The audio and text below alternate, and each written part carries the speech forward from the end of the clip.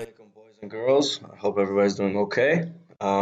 So this is a quick review lesson of the things that we covered on Sunday. We're going to be talking about the same quadrilaterals and also looking at how the two-dimensional quadrilaterals are put together to make three-dimensional shapes. Okay. So remember, quadrilaterals are any shapes that have four sides, okay? So any shapes that have four sides, okay? So any of the polygons that have four sides are quadrilaterals. And remember, I told you that the Latin root qua, Q-U-A, means four, okay? So that's how you can remember that quadrilaterals have four sides. And so four lines put together make a quadrilateral. And in this case, it's a rectangle, okay? So yesterday, we gave you these different shapes, and I'm sure a lot of you guys already understood the answers, and it was in the video yesterday. But again, here we have a square. A is a square, that's a quadrilateral. B is a hexagon, that is not a quadrilateral. C is a rhombus, that's a quadrilateral. D is a triangle, that's not a quadrilateral. E is a pentagon, which is a polygon, but it is not a quadrilateral. F is a parallelogram, and that is a quadrilateral. And G is a trapezoid, that's a quadrilateral. H is a rectangle, that's a quadrilateral. And we're going to go over all of these different types of shapes. So another important feature of quadrilaterals is that many of them have sides that are congruent, okay? And congruent means that they are the same size, they are equal length, okay? So a rectangle has two different sets of congruent sides, okay? So if you look here, you have this rectangle here, and you have the top and the bottom sides, which are both 4 centimeters, and then you have the left and the right side, which are 8 centimeters, right? Those are two sets of congruent sides.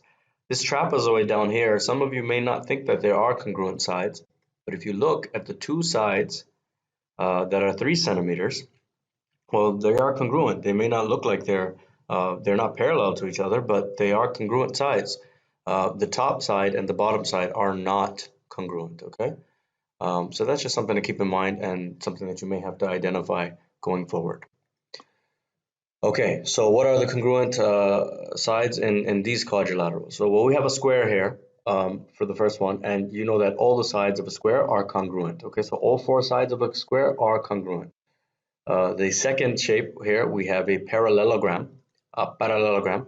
A parallelogram has 2 sets of congruent sides. It's similar to a rectangle. It's just at a different angle.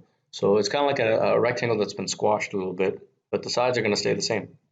A rectangle, which is a perfect example of a shape with 2 different types of congruent sides.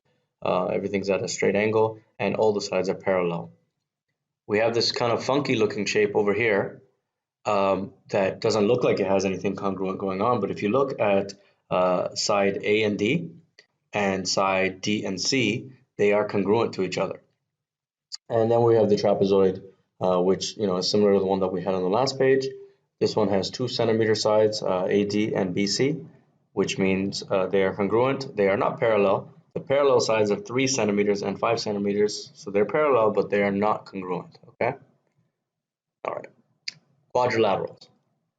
So can you think of the names of any shapes that are made up of 4 line segments? Now, we've already talked about a lot of them, and I've said them. So right now, you guys should all be able to identify all of the quadrilateral shapes that we've covered.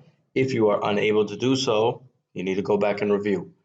I'm gonna give you guys 30 seconds, and if you want, in the comments, just name them right now. If you want in the comments, you can name them, or you can just yell them at your computer screen. I have really big ears and I can hear you. Okay, let's see if you got them right. Okay, the first one is a square. Okay, then we have a rectangle, followed by a parallelogram. Then I think it's a rhombus. Oh, trapezoid. Trapezoid, and then a rhombus. Okay, so these are the 4 that we've been talking about, and that's the most common ones. Sometimes you have irregular quadrilaterals that are kind of funky looking shapes that just have 4 sides. They count as well. Okay, so a parallelogram, the reason it's called that is because it has no perpendicular sides, okay? The sides are not always perpendicular, but they are parallel, and they are sets of congruent sides. Okay, so you'll have the top and the bottom the same, or the side and the side the same, or you can even have all four of them the same. Okay, like the last one over here in the corner, that one, all the sides look equal, but it's a parallelogram. Just remember that all the sides are parallel to each other. Well, sorry, there's different sets of parallel lines. Okay, so you'll have the top and the bottom being parallel, and the left and the right being parallel to each other. Okay, a rectangle, which it also has parallel sides, but the corners are also perpendicular, right? So it's very similar to a parallelogram, and what we would say is about a parallelogram is kind of like a rectangle that's been squashed. Um, so it has two sets of parallel lines, okay, and two sets of congruent sides. They have to be congruent, so the top and the bottom need to be the same length, and the sides need to be the same length. If all four of them are the same length, then it is a square. Okay, a square where all four sides are congruent, and they all meet at a 90 degree angles, which makes them perpendicular. Okay, and yeah, the square is kind of like that go-to quadrilateral, right? We know all four sides are the same, and everything is straight and standing upright. Another one that is like a square at times is the rhombus. And rhombus, some people call it a diamond shape. It can be like a square. It can also be like a parallelogram, and it can have all four sides the same, but the angles of it can be kind of different and funky, right? It can be on its vertices. It can be on a vertex in the corner. It could be sitting upright. So sometimes somebody will show you a square like this, like the second shape over here, and they might call it a rhombus. I mean, it is a square, but it's also a rhombus. I know it's a little bit weird that way, but just something to keep in mind. Okay, a trapezoid. All right, this is a kind of a funky shape. It has two opposite sides that are parallel. So the top and the bottom are usually parallel. Sometimes it's if it's on the side, like the last example that we have over here, there'll be the two sides on the sides, but there's going to be two parallel sides for sure, and then there's going to be two sides on the side that are not going to be parallel, and they'll be at a different angle. Okay. Oftentimes the sides will be congruent. Okay, so the sides will be congruent. The parallel sides will not be congruent. Okay. All right. Now have a look at this shape here.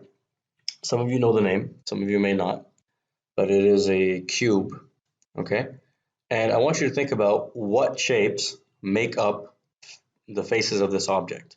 Okay, so what type of shapes are making up the faces? Okay, and most of you might have already identified that it is a cube, so it's made out of six squares. Okay, and six squares make up a cube, and these are the faces, right? If you just imagine them being separated, that's what a cube would look like separated, right? It's made up of six square sides, and they join together to make 12 edges and 8 vertices. This shape, it looks kind of like the cube, but it looks like a cube that's been stretched out, or two cubes that are put together. Okay, and so it has two different names. It is called a rectangular prism or a cuboid, and it is made from, it can be two squares or two rectangles, and then four rectangles that form the middle. Okay, so there are six faces similar to the cube. In this case, two of them are squares and four of them are rectangles. Sometimes they're made with six rectangles, okay? But just the important thing to remember is that it has six faces, 12 edges, and 8 vertices. And the vertices are the corners. So you can count them on this side, on the front face, and on the back side. So 1, 2, 3, 4, and then 4 on the back, and those are the 8 vertices. Okay, this shape here, it looks kind of like a pyramid. It's not exactly, okay? And I want you to think about what two-dimensional shapes are used to make up this three-dimensional object. Okay, and you can identify them here. This object has two sides that are squares. Okay, so it has the the top square, and then there's the bottom square, this kind of red one, which would be on the bottom. And then it has four sides that are trapezoids. Okay. All right, practice time, boys and girls. Page 216 and 217. Go ahead and do question number 3. And that's all your work for today. All right, take care.